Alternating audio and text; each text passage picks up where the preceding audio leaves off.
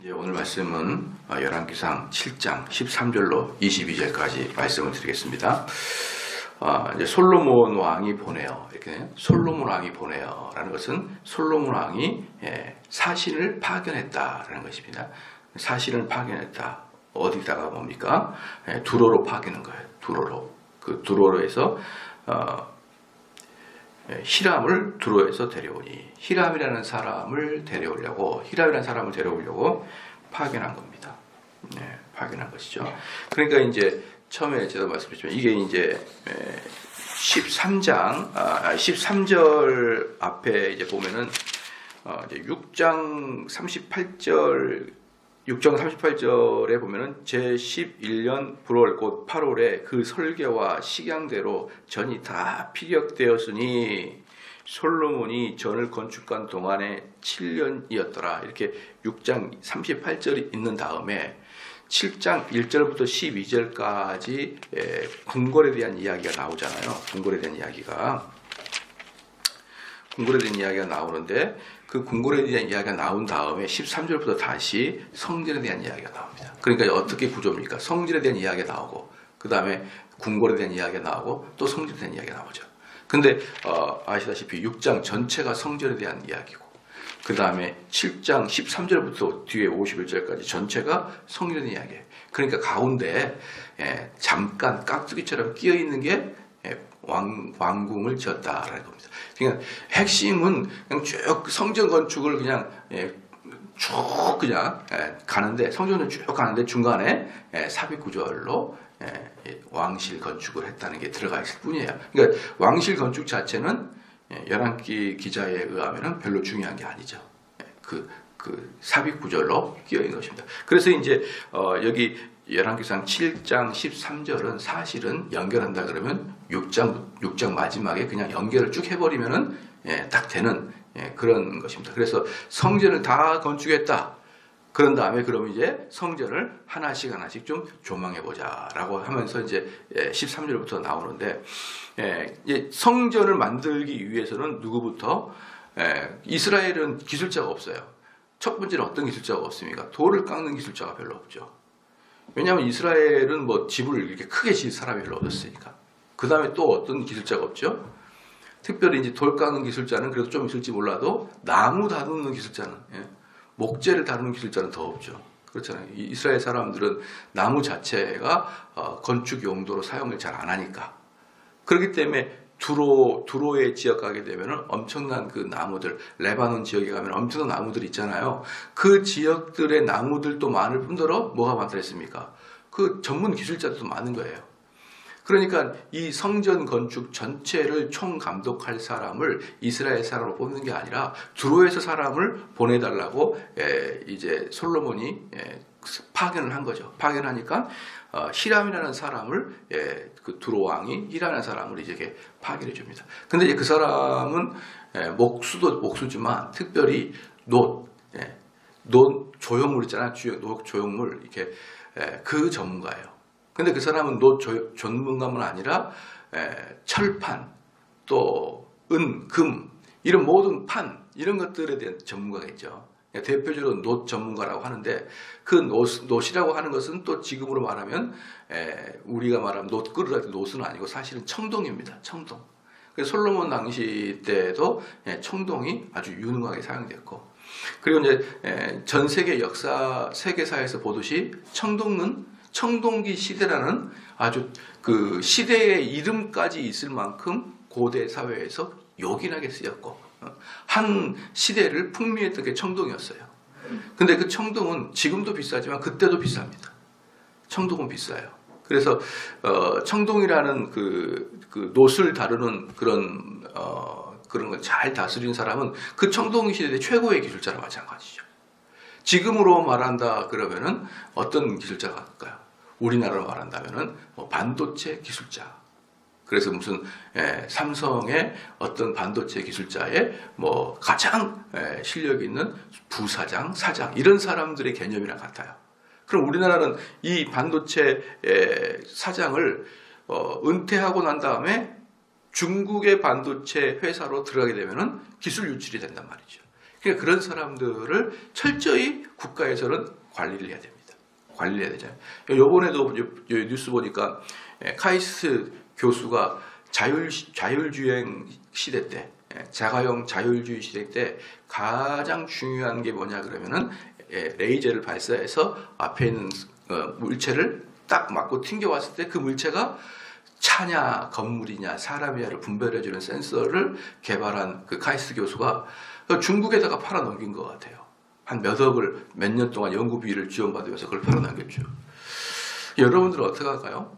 제가 만약에 교회에서 은퇴를 했어요. 이 교회에서 은퇴를 했는데 중국에서 한 달에 1억을 줄 테니까 성경을 좀 가르쳐달라. 안 갈 이유가 별로 없죠. 빨리 가가지고 가르쳐야 되는데 그런 식의 개념이죠. 그러니까 뭐 일반 우리나라 대기업에서 해직을 당했거나 이제 은퇴를 앞에 두거나 아니면은 은퇴를 앞에 두지 않았는데 연봉을 3배, 4배를 준다거나 그러면은 사람들의 마음이 좀 동하기는 할 것 같아요. 그래서 어쨌든 우리나라에서 상당히 많은 부분 중국에다가 사실은 인재를 뺏겼어요. 뺏기기도 하고 미국에서 얼마 전에 보니까 하버드 대학교 노벨 생물학상 받은 사람인가? 그 사람도 걸려가지고 감옥에 들어간 거 같아요. 그러니까 이게 중국이라는 나라가 엄청난 나라인데 자기들의 기술을 개발하기 위해서 그동안의 노하우가 필요하잖아요. 근데 지금 노하우를 쌓고 개발할 시간이 없어요. 총각을 다투는 이 경제 시대. 그러니까 스카웃 해버린 거죠. 스카웃 해버리니까 서방 사회에서는 도무지 감당이 안 되는 거예요. 뭐 연봉을 3배, 4배를 줘버리니까 감당이 안 돼가지고 에라 모르겠다 두들겨 맞아. 이게 지금 트럼프가 중국을 두들겨 패는 거예요. 그러니까 트럼프가 중국을 패는 첫 번째 시작이 인재 빼가기였던 거예요. 그만큼 한 국가의 인재를 국가적 차원에서 보호한다. 이것은 지금이나 예나 똑같습니다.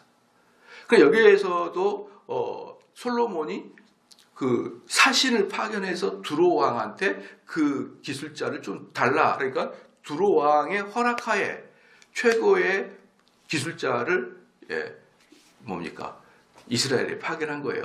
자, 그런 기술이 유출이 되면 어떻게 합니까? 기술이 유출이 되면은 그 두로의 나라는 곳이 겨우 해봐야 이런 기술력으로 먹고 사는데 이스라엘은 군사도 농업도 그래서 원래 이스라엘에서는 농업을 수출했거든요. 농업을.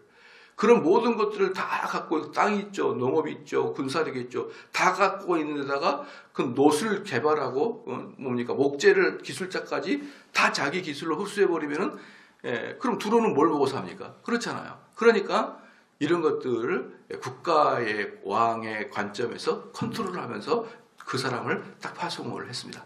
그런 거예요. 그러니까 이제, 근데 이 히람이라는 사람이 누구냐면요. 참 독특한 사람입니다. 뭐냐? 저는 납달리 지파 과부의 아들이에요. 그러니까 엄마 쪽으로가 히브리 사람입니다. 이 히람이라는 사람이 완벽한 두로의 사람이 아니라 반은 히브리 사람이에요. 납달리 지파 과부의 아들이요. 그 아비는 두로 사람이니 놋 점장이라 이 히람은 모든 놋 일에 지혜와 총명과 재능이 구비한 자더니 솔로몬 왕에게 와서 그 모든 공작을 하니라. 이제 여기서 보면은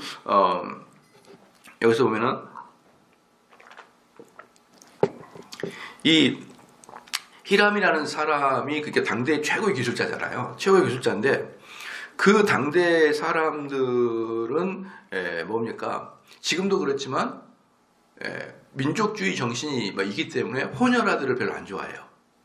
혼혈아들을 별로 안 좋아하는데 여기 두로에서도 사실은 이 히람이라는 이 사람 자체가 별로 썩 좋은 가문은 아닌 거죠.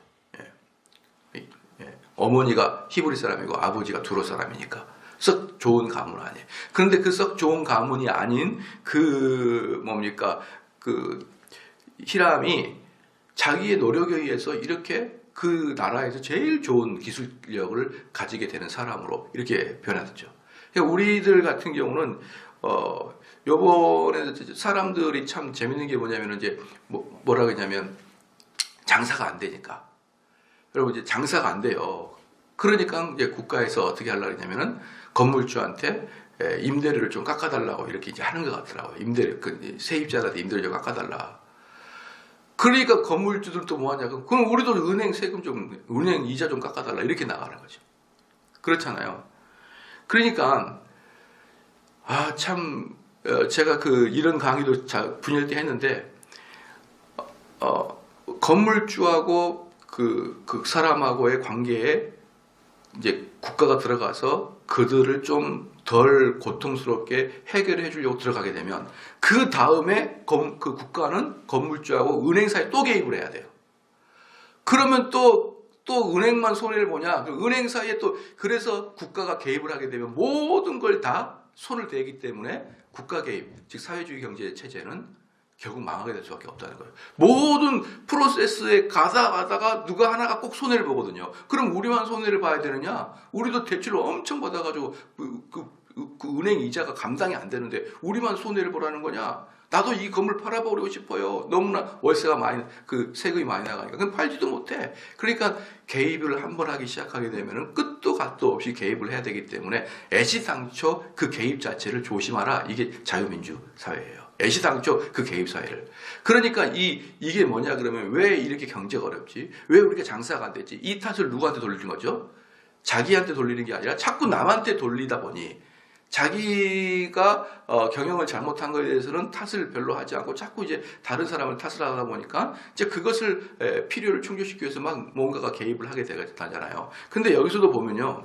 히람이라는 사람은 자기가 남을 탓하기에 딱 좋은 여러 가지 조건들이 있었어요. 여러 가지 조건들이 있었는데 그것을 다 이겨내고 뭡니까? 기술력을 개발하니까 그 사람이 혼혈하든 뭐든 히브리 사람의 피가 있든 말든 여러분 어떻습니까? 최고의 기술력을 대우해서 왕이 보호할 만큼이나 높은 기술력을 갖는 그렇잖아요. 그래서 그 사람이 없으면 안 되기 때문에 여러분 딱 품고 있는 것입니다. 우리도 이제 저는 일반인은 잘 모르니까 그러는데요. 이 뭡니까? 이 교계에도 좋은 목사님을 구하려 그러면요. 금방 없어져요. 대인 관계도 좋고 성경 해석도 남달리 깊고 이런 분들이 목회자가 돼야 되잖아요. 성경 해석은 깊은데 대인 관계 안 좋아서 몇 번 하면 싸워버려. 그러면 목회자 못 하잖아요. 또 대인 관계만 좋은데 성경은 또 아주 너무 일천하게 해석하면 또 안 되잖아요. 그러니까 대인 관계도 괜찮고 또 성경 해석도 잘하고 스피치도 괜찮고 이런 사람 구하려면 없어. 그러면 이제 사람들이 젊은 전도사나 목사님들이 원서를 가져와 대화를 해보면 이 사람은 정말 너무 낫다 이런 생각이 들거든요. 그러면 안 쓰죠. 안 쓰지. 그럼 어떻습니까? 그 사람들은 이 교회는 어쩌고저쩌고. 자기들이 부족한 것은 절대로 몰라. 그런데 그 면접 보면서 너는 스피치가 어영부영해서 안 돼. 이렇게 누가 말합니까? 연락드릴게. 집에서 기다리십시오. 그런 다음에 예수님 재림 때까지 연락을 안 해버리죠. 그런데 이제 그 문제는 사실 그 젊은 목사에게 있는 거예요. 제가 볼 때는 이분이 와가지고 설교하면 도저히 안 될 것 같거든요. 근데 사람들은 자기의 문제에 대해서는 잘 모릅니다. 왜 사람들이 나를 탈락시켰지? 설마 내가 자기랑 같은 고향이 아니기 때문에 나를 탈락시켰나? 이거 그렇겠구나. 역시 여기도 지역 차별이 있구나. 이런 식으로 딱 나가게 돼 있는 거예요. 이런 식으로 자기 그 스피치 자체가 안 좋은지를 꿈에도 모르고 또 생긴 게 이렇게 너무 이렇게 뭡니까 대인관계 하기에는 부적절하게 생겼는 이런 여러 가지를 고려해서 사람들을 하는 거 아닙니까? 그러니까 근데 어떨 때는요 이 사람을 꼭 쓰고 싶다 그러면 없어요. 너 좀 와라 그러면 이미 목사님 저는 예약이 돼 있는데요. 여러분 바로 이겁니다. 그래서 안 되는 건 남의 탓 해봐야 무슨 소용이 있겠습니까? 자기 자신을 개발을 해야 되는 거예요. 자기가 이 세상에 필요한 재능이 있게끔 개발을 해야지 뭘 남의 탓만 하고 앉아있냐 이 말이에요. 그거 뭐 쓰려면은 아무것도 필요 없는 건데. 그 봐보십시오. 여기서 보면요. 저는 이 모든 논일의 지혜와 총명과 재능이 구비한 자더니 여기서 지혜가 뭐냐면 후쿠마입니다. 후쿠마. 그러니까 여기서 이제 말하고 있는 지혜는 뭐냐 그러면요. 보편적으로 참 이 사람이 지혜가 있다 이러잖아요. 그 사람이 지혜가 있다고 말할 때는 보통 우리는 인문학적 지혜를 주로 말해요. 이 사람이 참 지혜롭다. 그런데 성경에서 이 말하고 있는 여기에서 지혜는요. 실질적으로 이공 계열의 지식을 말하는 거예요. 이공 계열의 지식, 손으로 만든 그 기술력 또는 그 건물을 지는 건축 기술력, 이런 이공학적 지혜를 이스라엘 사람들은요 되게 높이 평가합니다.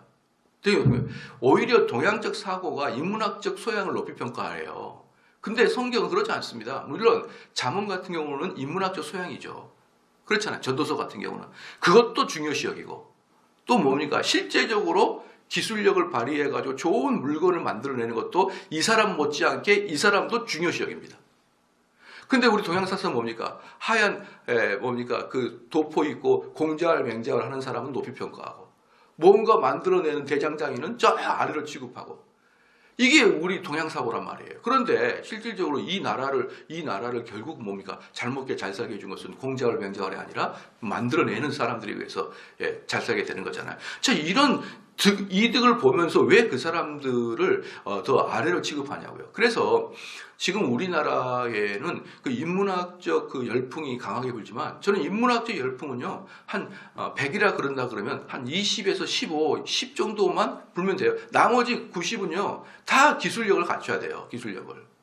다 기술력을 갖춰야 돼요. 손 댔다 그러면 제일 좋은 물건을 만들었으면 기술력을 갖춰야 되는 거예요. 기술력을.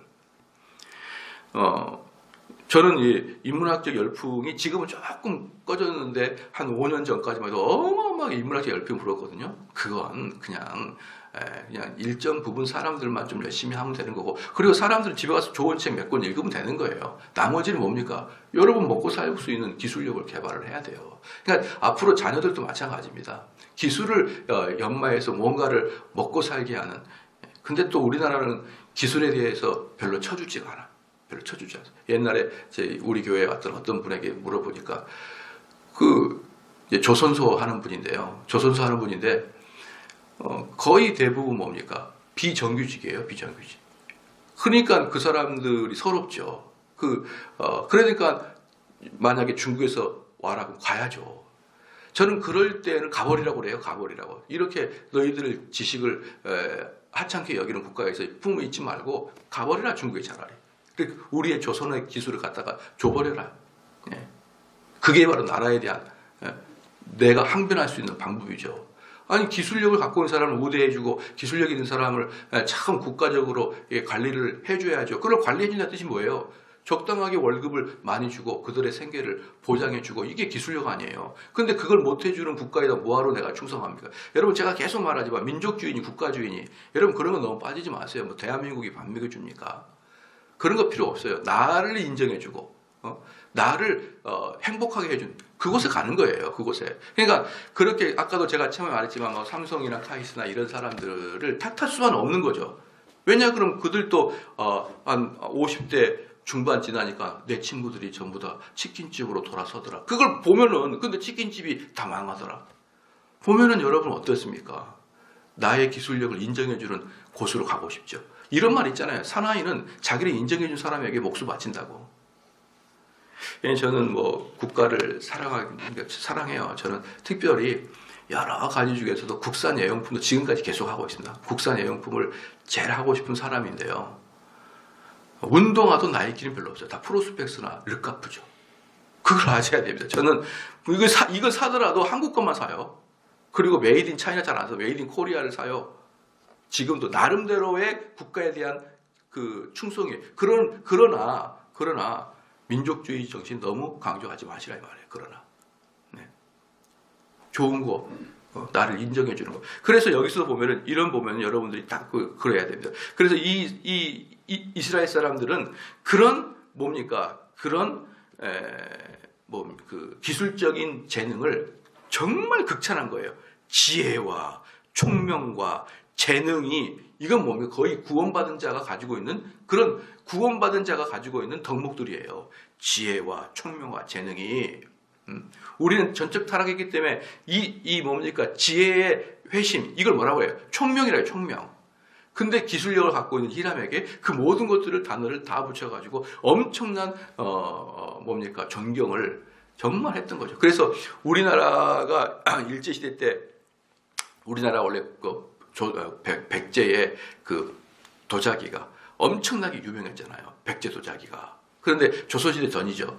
그러니까 그 일본에서는 어때요? 그 도자기를 굽는 사람을 이렇게 막 촥 모셔가가지고 임진왜란때 많이 갔어요. 임진왜란때 백자, 청자 만드는 애들 많이 갔는데 이제 임진왜란이 끝났으면 얘네들이 와야 될 거 아니에요. 근데 일본 애들이 딱 붙잡고 안 보내준 게 아니라 기술자들이 안 왔어요. 나 그냥 여기서 살래. 왜? 이미 거기 사가지고 몇십 년 있고 이미 결혼해가지고 처자도 있고 또 뭡니까? 아주 대우를 잘해줬거든요. 근데 얘네들이 한국 오면 어때서 양반한테 네 이러고 있는 이런 비참한 조선에 비하면 일본에 가니까 어때요? 땅도 주죠. 아내도 주죠. 행복하게 살게 해주죠. 돈도 주죠. 위치도 높여주죠. 안 와요? 안 와. 안 옵니다. 그래서 도자기가 일본에 꽃이 핀 거예요. 여러분. 좀 우리나라도 이제 앞으로도 그러겠지만 이 기술자에 대한 존중도 더 높아져야 된다. 이 기술력을 갖고 있는 사람에 대해서 주는 존중도는 뭡니까? 존중도는 다른 말로 돈이에요. 월급을 많이 줘야 된다. 월급을. 그게 우리나라가 앞으로도 해야 될 일이다. 그렇죠? 그러니까 솔로몬 왕에게 와서 모든 공작을 하니라. 모든 공작이 뭡니까? 공작은 기술력을 아주 자기가 할 수 있는 최고의 일을 기술력을 발휘하더라. 저가 녹기둥 둘을 만들었으니 그 고는 각각 18개월. 여기서부터 이제 성전을 딱 보여주는데 성전에 녹기둥 2개가 있는 거예요. 이게 뭐냐 그러면 성전 안에 녹기둥이 있는 게 아니라 성전 건물 밖에 녹기둥 2개가 뚝 서 있는 겁니다. 야, 대단하죠. 엄청납니다. 그 두께가 그 녹기둥 가운데가 비어 있거든요. 전봇대 같이 비어 있어요. 근데 두께가 이 사람 그러니까 이 뼈에 이렇게 손가락 마디 있잖아요. 요 마디만큼 두께가 삥 둘러 있는 거예요. 속은 비어 있고. 근데 그게 놋이야. 놋. 엄청나게 이거 생각을 해보면요. 상상을 해보면 정말 우람한 거죠. 그리고 여기 뒤에 보면은 봐보시죠. 15절에 저가 녹기둥 둘을 만들었으니 그 고는 각각 18규빗이라 각각 12규빗 되는 줄을 두를만 하며 12규빗 되는 줄을 그러니까 이 녹기둥의 이 둘레 있잖아요. 둘레 우리가 큰 나무 보면 이렇게 몇 사람이 이렇게 하잖아요. 이 둘레가 12규빗이에요. 12규빗. 이 2규빗은 메타로 하게 되면 6.5m 됩니다. 그러니까 이 놋으로 만든 1규빗이 4.5m 정도 되니까 놋으로 만든 그 기둥이 넓이가 6.5m가 이만큼 한 거예요. 이만한 녹기둥이 쫙 뻗어 있는 거예요. 이거 정말 우리 교회도 앞으로 재건축할 때 그거 지어놔요. 정문 앞에다가 녹기둥 2개 세워놓으면 어마어마할 거예요. 그래서 이게 나중에는 얼마나 귀하든지 전쟁이 났을 때 페르시아 사람들이 이것을 녹기둥을 가져가 버려요. 녹기둥을 너무너무 귀한 거니까. 여러분 아까도 말했지만 그 청동이 귀하다 그랬잖아요. 청동이 귀하는데 두께만 장정이 뭡니까? 6몇 미터니까 몇 명이 있을까요? 3명, 4명이 해도 딱 될 만한 그런 기둥을 쫙 올리는 거예요. 올려요. 그리고 그 높이가 18규빗이고 이제 이것도 좀 제가 얘기를 할게요. 이건 엄청납니다. 그게 어디에 있냐면 성전 들어가기 정문 앞에 딱 있는 거예요. 그러니까 이것은 야외에 있는 겁니다. 정문 앞에 딱 있는 거예요. 이것을 다른 말로 야긴과 보아스라 그래요. 이 기둥 이름을 야긴과 보아스. 그래서 성전 정문 앞에 있는 것이다. 그런데 그 다음에 또 놋을 녹여 부어서 기둥 머리를 만들어 기둥 꼭대기에 두었으니 그 머리의 고도 5규빗이요 저 머리의 고도 5규빗이에요. 그러니까 녹기둥 높이가 18규빗이에요. 1규빗이 4.5m니까 여러분 한번 생각을 해보십시오. 18규빗인데 그 위에 또 녹기둥을 또 놔서 5규빗 또 위에 5규빗 이렇게 했어요. 그 전체가 거의 30몇 규빗이에요. 그러니까 이 높이가 으리으리하게 높고 이 둘레도 엄청나게 웅장한 녹기둥 2개가 탁 서 있는 겁니다. 성전 앞에 들어갈 때. 금이나 은가치는 비싸지 않지만 은 못지않게 비싼 게 놋입니다. 놋이에요. 청동입니다. 자, 봐봅시다. 참 이런 거 보면은 돈 진짜 많았죠. 솔로몬. 이 녹기둥 하나 보면은 돈이 진짜 많았어요. 자, 그래서 12 16절 또 놋을 녹여 부어서 기둥을 만들어 기둥 꼭대기에 두었으니 이 머리의 고도는 5규빗이요 저 머리의 고도 5규빗이요 기둥 꼭대기는 머리를 위하여 바둑판 모양으로 얽은 그물과 사슬 모양의 따은 것을 만들었으니 그 머리의 7이요 저 머리의 7이요. 이제 이게 뭐냐 그러면요 이겁니다. 녹기둥이 딱 있어요. 그리고 위에 지구본 같이 동그란 걸 이 지구본의 높이가 5규빗이에요. 5규빗. 동그란 걸 만들어놨어요. 동그란 걸. 녹기둥 위에 동그란 걸 만들었습니다. 지구본처럼. 근데 그 지구본 같은 것을 갖다가 새로 만든 그 사슬, 바둑판 사슬 같이 그걸 입혔어요. 입혀. 여러분 그 옛날에 6.25 때 보면 군인들 머리에 이렇게 탁 그 사슬로 해놨잖아요. 헬멧 위에 사슬로 해놨잖아요. 그것처럼 사슬로 막 해놓고 거기에다가 이렇게 머리를 따듯이 장신구를 쫙 이렇게 내렸어요. 좀 촌스러워요. 이렇게 딱 이렇게 내려가지고 거기다가 이제 그러니까 이게 기둥이 딱 있고 동그란 게 있거든요. 여기 밑에다가 구멍을 이렇게 동글동글한 걸 막 이렇게 둘레를 이렇게 하는 거거든요. 그게 석류 모양이고 이렇게 위에 왕관처럼 이제 동그란 거 위에 또 왕관까지 쭉 뻗어 있어요. 이 왕관까지 뻗어 있는 게 무슨 모양이냐 그러면은 뭡니까? 야자수나무. 어제 말씀드린 야자수나무가 쭉 뻗어 있어요. 이렇게. 그러니까 그 높이가 엄청난 높이로 있는 것입니다. 그래서 그 이야기를 지금 하고 있는 거예요. 그 이야기 17절에 기둥 꼭대기에 있는 머리를 위하여 바둑판 모양으로 얽은 그물과 이게 뭔지 알겠죠? 쇠사슬로 그물처럼 해놨다. 사슬 모양의 따은 것을 만들었으니 머리를 따듯이 이렇게 거기다가 걸어놨단 말이에요. 이 머리에 7이요 저 머리에 7. 그러니까 이 기둥의 동그란 거 위에 7개 사슬을 내려놓고 이 기둥에 7개 사슬을 내려놨다는 겁니다. 7개 사슬을 내려놨다라는 거예요. 기둥을 이렇게 만들었고 또 2줄 석류를 한 그물 위에 둘러 만들어서 그러니까 이렇게 보면 되게 어색한 무슨 말인지 모르겠지만 쉬워요. 이 동그란 거 지구 밑에 석류 모양으로 딱 이렇게 모양을 계속 만들었다는 거예요. 둘레로 석류 모양. 그 다음에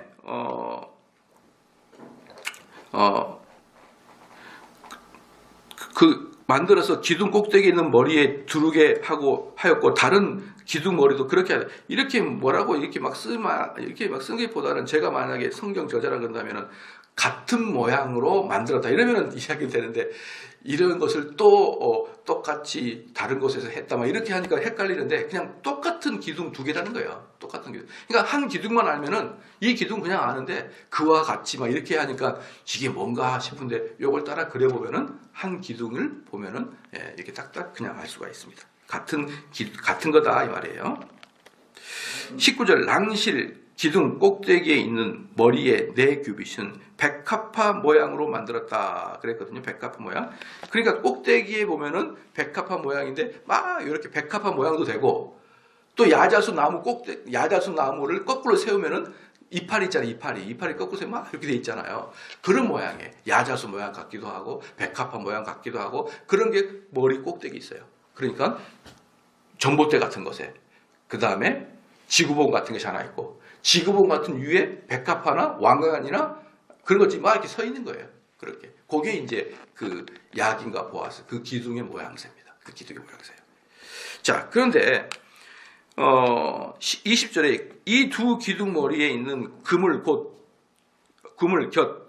그 머리에 공같이 둥근 곳으로 돌아가며 각기 석류 200이 줄을 지었더라. 석류 200개의 모양으로 쭉 줄을 이어서 이렇게 둘레로 만들었다. 이 2 기둥을 전에 낭실 앞에 세우고 여러분 낭실이 뭐라고 했습니까? 낭실은 우리 요즘으로 하면 로비예요. 로비. 그러니까 우리 삼성 제일교회 딱 나오면은 1층에 로비가 있잖아요. 그 로비 앞에 뭡니까? 건물 앞에 낭실 앞에 2개의 기둥이 딱 서졌다 이 말입니다. 낭실 앞에. 이게 이제 이런 것들도 보면은 좀 현대어로 옮긴다 그러면 뭐라 그럴까요? 21절에 현대어로 옮긴다면 이 2 기둥을 성전의 현관 앞에 이렇게 하면 딱 이해가 쉬운데 낭실 그러니까 이게 은실이냐 금실이냐 낭실이 뭐냐 이 자꾸 헷갈리잖아요. 이제 차라리 이런 것을 좀 바꾸는 게 낫죠. 그래서 세우되 우편의 기둥을 세우고 그 이름을 야긴이라고, 좌편의 기둥을 세우고 그 이름 보아스라라. 이 기둥, 이 두 기둥 꼭대기에 백합화 형상이 있더라. 이 두 기둥의 공역이 마치더라. 그러니까 이 뭡니까? 그 기둥 자체 하나만도 이렇게 세밀하게 뭡니까? 세밀하게 그 설계도를 아주 자세히 얘기했고, 그리고 이걸 전부 다 노수로 만들었기 때문에, 청도로 만들었기 때문에 그 기술자의 아주 정교한 실력을 들어갔다는 거죠. 정교한 실력을. 그러면 그 야긴이란 뜻이 뭐냐면요. 야긴의 뜻은 뭐냐면 그는 확립하다. 그는 확립하다. 뭐 기초를 두었다. 그런 뜻이고 확립하다. 그 다음에 보아스의 뜻은 뭐냐면 그에게 능력이 있도다 라는 뜻이에요. 그에게 능력이 있도다. 그러면 이 야긴과 보아스라는 것이 왜 이 성전의 입구에 딱 있느냐. 그러니까 우리로 말하면 문형과 같은 거예요. 탁 들어가는. 그 왜 시골 가면은 뭡니까? 그 옛날 시골 가면은 천하지대장부 막 서 있는 것처럼 그렇게 입구에 딱 있는 겁니다. 그게 있는 이유가 뭐냐 그러면은 이스라엘 사람들이 성전에 들어올 때마다 그 문을 들어오면서 어떻습니까? 내가 밖에서 가진 생각을 없애고 새로운 마음으로 들어가야 될 거 아니에요. 그럼 그 성전에는 누가 계시는 거예요? 성전에는 여호와 하나님이 계시는 겁니다. 그럼 밖에 있다가 성전에 들어갈 때는 하나님을 만나는 마음으로 그 성전에 들어가야 되는 거예요. 그럼 너희들이 이 밖에 있다가 들어올 때 어떤 하나님의 마음을 가져야 되느냐라고 할 때 그는 확립하셨고, 뭘 확립하셨습니까? 이 세상을 확립하셨고, 넓게는 이 세상을 확립했고, 좁게는 이 성전을 만드신 분은 하나님인 거예요. 그러니까 이 교회를 만드신 분은 하나님이 것인 겁니다. 어떤 몇몇 사람이 의기투합해가지고 교회를 만든 게 아니고, 교회에 만들어지면 하나님의 섭리와 허락하에서 교회가 만들어지는 거예요. 그러니까 그 사람이 성전에 들어갈 때마다 그 웅장하고 의리의리한 문을 통과할 때, 이 세상과 이 성전은 하나님이 만드셨고, 그 다음에 이 세상을 운영하시는 능력, 그리고 이 교회를 끌어가시는 그 능력은 하나님이 하시는구나. 이게 야긴과 보아스예요. 야긴의 뜻이 뭐라고요? 그는 확립하셨다. 보아스가 뭡니까? 그는 능력이 있다. 그럼 이 세상을 다스리고 끌고 가신 능력은 누가 있다는 겁니까? 하나님께 있다는 거예요. 그러니까 모든 이스라엘 사람들이 성전에 들어와서 하나님을 만날 때 어떤 마음을 가지고 들어와야 되느냐? 이 세상의 창조는 하나님이 하셨고, 이 세상을 이끌어 가신 분은 하나님이고, 요 마음을 성전 들어올 때마다 다시 재정립 하라는 뜻에서 야긴과 보아스를 다 만들어 놓은 겁니다, 여러분. 그러니까 이것도 우리도 그러면은 만약에 야긴과 보아스 기둥이 어디 그 뭐 대나무 뭐 2개 쭉 높이 세워놓으면은 지나가다가 뭐 습관되면 안 봐요. 습관되면 안 봅니다. 근데 여러분 이 높이만 30규빗이에요. 그 끝에까지. 둘레만 6m가 넘습니다. 7m 가까이 돼요. 둘레만. 근데 이게 청동이야. 그냥 으리으리하게 서 있어요. 여러분 그럼 볼 때마다 턱턱 기가 막히는 거죠. 우와. 볼 때마다 눈이 가죠. 근데 볼 때마다 이건 야긴과 보아스. 이 세상을 창조하신 분은 하나님이고, 이 세상을 이끌어가신 분도 하나님이고, 우리의 생사화복을 중원하신 분은 하나님이고, 그런 마음을 가지고 성전에 들어와서 그 하나님을 아련해라 라는 차원에서 그렇게 지었던 것입니다. 그리고 이제 13절부터 이야기를 또 되풀이해요. 되풀이하는 것은 히브리 문학의 특징 중에 하나지만 그것은 내일 그냥 지나가겠습니다.